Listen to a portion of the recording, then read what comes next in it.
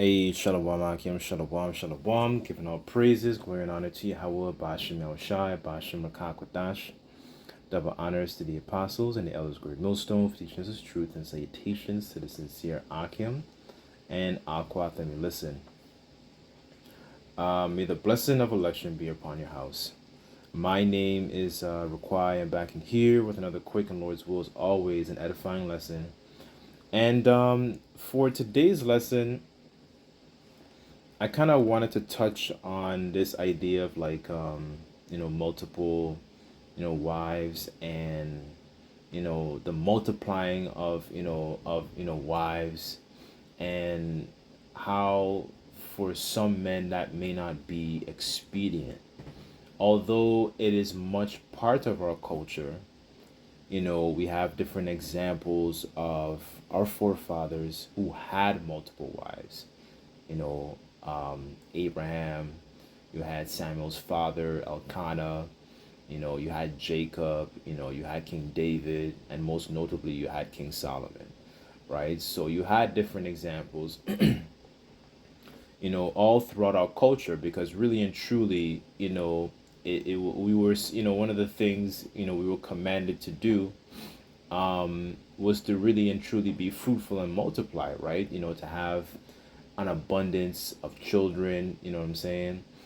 Because as you see the way the world is, there's basically a very sharp decline in the birth of children, right? So, nevertheless, you know, although that might be the case, you know, one of the things that is strongly required to be able to do that is resources, right? And this is a situation, this is why I'm kind of going to get into and segue into this next point. It may not be always expedient, to do that, especially for some men in terms of like self-development, because one of the things that comes with, you know, um, a woman, it's a responsibility, and for a lot of men, it can be a distraction, and it kind of hinder your development or hinder your relationship with Yahweh Bashem Yahushai, right?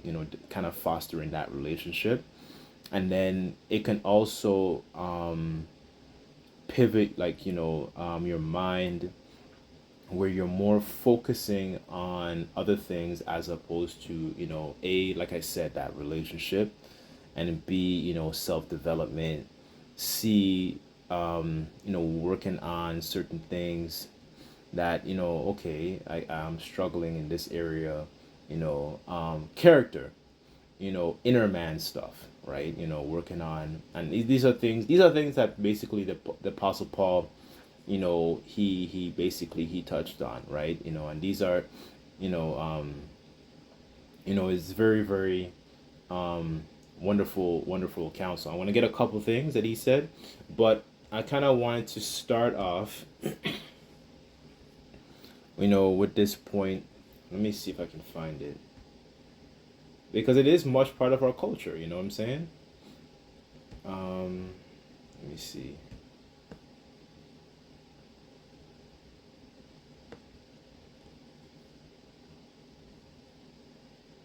This is Ecclesiastes, chapter 7, verse 16, and it says here, "Be not righteous over much, neither make thyself over wise. Why shouldest thou destroy thyself?" Right? So, I'm kind of using this to, discuss this point, like, for some men, especially, some of these other camps, they push that, at heavy vibration on trying to, have more than one wife, even though there's nothing wrong with it. It's they try to live, they basically are trying to live like the way King Solomon lived, but King Solomon was a king. Let's just get that, to understand. He was a king. He was in rulership. He was sovereign. He had, you know, um, he had resources. That's another thing. Also, he had an abundance, of resources. And let's not forget, the principal thing is the fact that he also had wisdom. That is one of the key things that he actually prayed for. You know what I mean?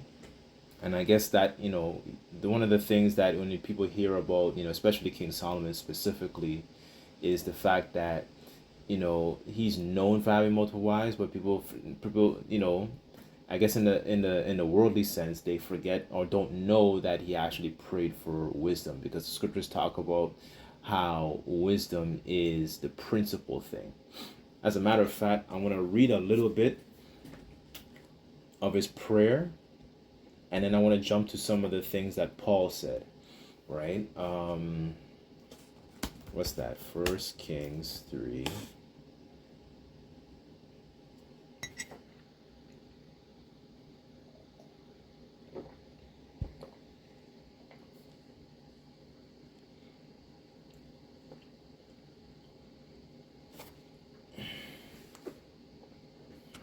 This is First Kings chapter 3,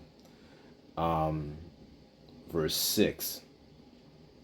And it says, and Solomon said, Thou hast showed unto thy servant David, my father, great mercy, according as he had walked before thee in truth and in righteousness and in uprightness of heart with thee. And thou hast kept for him a great kindness, and thou hast given him a son to sit on his throne, as it is this day. And now, O Lord Yahweh, my power, thou hast made thy servant instead of David my father, but I am but a child, right? So he had he exemplified humility here, right? It says, I do not know how to go out or come in.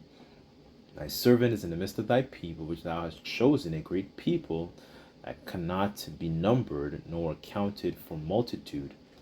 It says, Give therefore thy servant an understanding heart to judge thy people, that I may discern between good and bad, right? And that's very, very, important, in terms of actually trying to be a judge, is to understand not just, the law, but understand, and make calls, right? Because you'll find yourself in situations being able to, having to make, judgments on regards to certain matters, right? It says here, for who is able to judge this thy so great a people? And the speech pleased the Lord Yahweh, that Solomon had asked this thing. And the Most High Yahweh said unto him, Because thou hast not asked this thing, not asked for thyself a long life, neither asked for riches for thyself, and neither asked for a life of thine enemies, but thou hast asked for an understanding heart.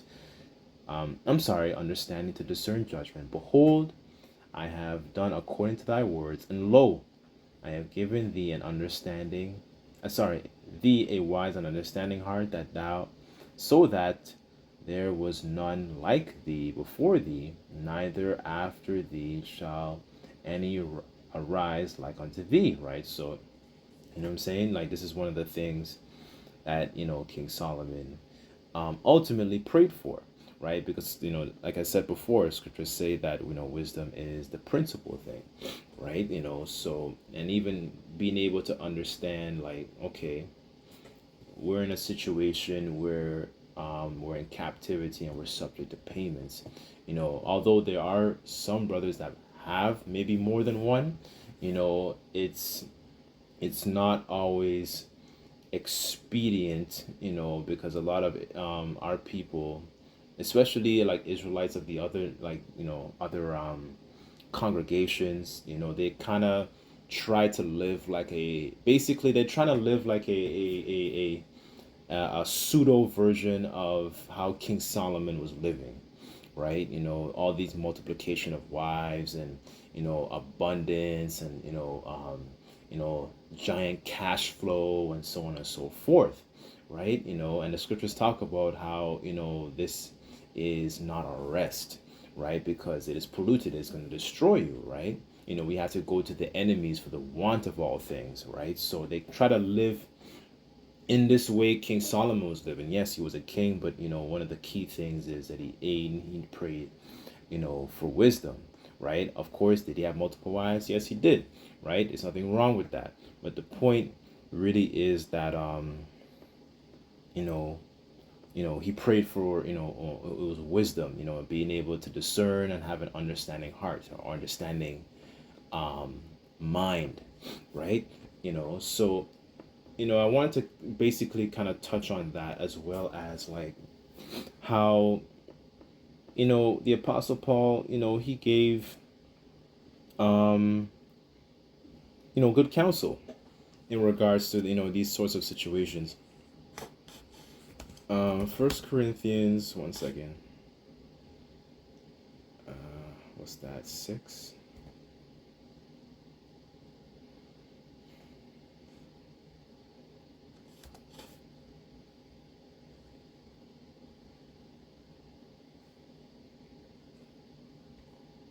This is First Corinthians 6:12, and it says, "All things are lawful unto me, but not all things are expedient. All things are lawful for me, but I will not be brought under the power of any," right? So, even though it is lawful, but for you, so say for example, you know, you didn't have like a job, for example. Let's just say, I want to say it like that. Like if you didn't have like a job, it wouldn't be expedient to have, you know, multiple wives or trying to add multiple wives to that situation, right? And and then your situation is not, the greatest, so to speak, right?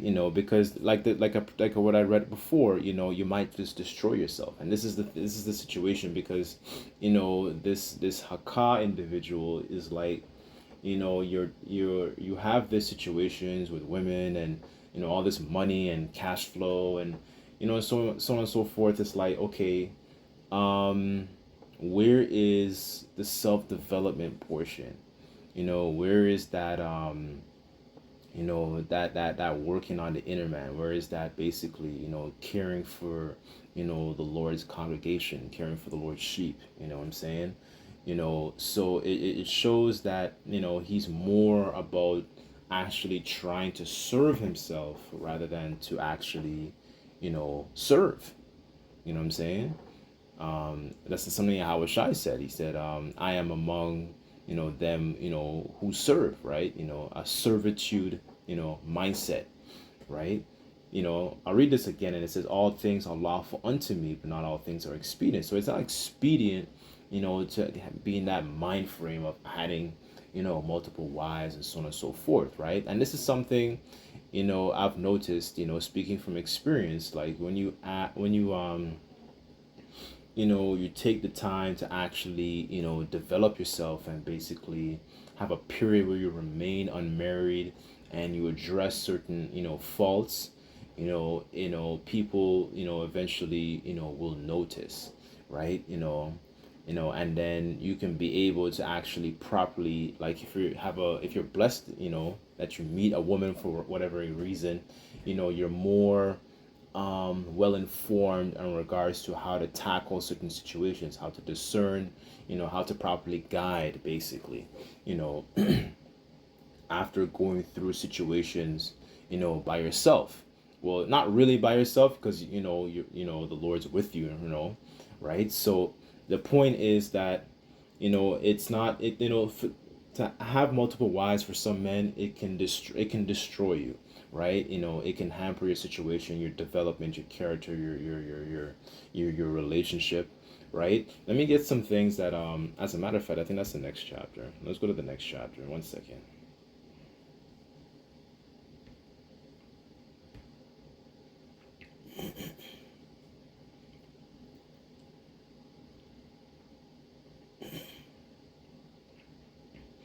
This is First Corinthians 7:6, and it says, "But I speak this by permission and not of commandment, for I would have all men, I'm sorry, for I would that all men were even as I myself. But every man hath his proper gift of the Most High, Yahweh Bashem Shai, one after this manner, and another after that. And therefore I say to unmarried and widows, it is good for them that they abide even as I," right? So, it's still a very good, thing if you basically you remain unmarried. And then there's so much benefits, because the scriptures talk about how or for the men specifically, like wisdom maketh a man's face to shine. So, and then it gives you an opportunity to kind of learn more about yourself, and even expand upon the gift the Lord gave you, being, what I'm saying, so you can properly be able to serve the congregation, right? Going back again to that servitude mindset, because he seems more like the type of individual that's trying to more serve himself, right? He's not looking to serve, but he's looking to be served, constantly, right? So, when you remain unmarried, it gives you an opportunity to actually, more basically, you can, it helps you to lock in a lot more. There's benefits to that, because we come, it's, Babylon it promotes, again, another like side of it. It promotes a culture where people feel like they always need people all the time, right? And ultimately we need Yahweh Bashim Shai, for comfort, for understanding, for refuge, for salvation ultimately. What I'm saying? But these things are very, it's very beneficial. I'm just kind of highlighting the benefits of when you remain unmarried for a significant amount of time, right? For me, for specifically, if I may add real quick, I really enjoy understanding customs within our culture, and seeing and observing these customs within different what you call it, like different tribes across where we were scattered. So for example, like seeing Israelite customs where we got scattered into the interiors of Africa, or amongst the Native Americans, and so on and so forth, right? It's or even like parts of like the Caribbean, and so on and so forth, right? To be able to see these things and bring this out as edification, because it's this is the, I guess I'm kind of outlining, not to speak highly of myself. I'm just saying, remaining, this is one of the benefits of when you do remain unmarried, right? To be able to cultivate your own gift to properly serve,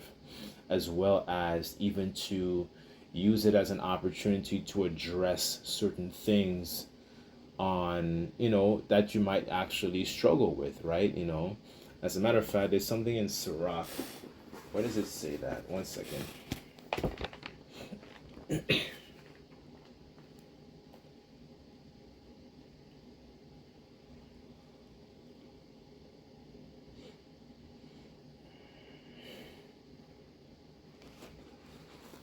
This is Sirach chapter 37, verse 27. And it says here, "My son, prove thy soul in thy life, and see what is evil for it, and give not that unto it. For all things are not profitable for all men," so basically useful. "Neither hath every soul pleasure in everything," right? So there are some things that you might discover, about yourself. Okay, let me learn to trim that. Let me learn to cut back on this. Even, and it could be even things that are lawful. You know what I mean? Like, yes, I'm kind of more speaking about the women portion, but it doesn't have to be women. You know what I'm saying? It could be other things. It could be alcohol. It could be, delicate food, and so on and so forth. I think it goes into that in the next verse. It says here, okay, I'll read verse 29. And it says, "Be not unsatiable in any dainty thing, or too greedy upon meats. For excess meat bringeth sickness, and surfeiting will turn into choler," right? So, not to be, overly, that it goes into the appetites, right? And, appetite, it doesn't have to be limited to like, just food as well, because, I'm kind of more of a bookworm as well. So even, that kind of appetite as well, to be able to kind of like control that, right? That insatiable appetite to constantly read, because what I'm saying, that can also be destructive, right? Because it's like a rabbit hole into another rabbit hole into another rabbit hole, right? So this is really all about understanding the benefits of remaining unmarried, and then not destroying yourself with much of these different pleasures, right? This is something. I'll jump down to verse.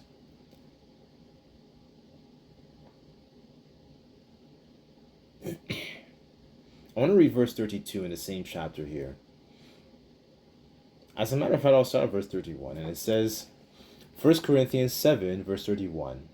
And it says, and they that use the world and not abuse it, for the fashion of this world passeth away, right? So that's very, excuse me, key and important, because you start to see that we're living in a time where Isaiah 4:1 is being is speaking a lot louder, right? And we're living in a time where wisdom is much and key needed, to keep us stable in these times, right? So it says here, verse 32, and it says, but I would have you without carefulness, that he that is unmarried care for the things that belong unto the Lord, right? So, the occupy basically in the meditation thereof, and occupied in prophecies, to roughly paraphrase, those understanding the ways of our forefathers, and what I'm saying, to basically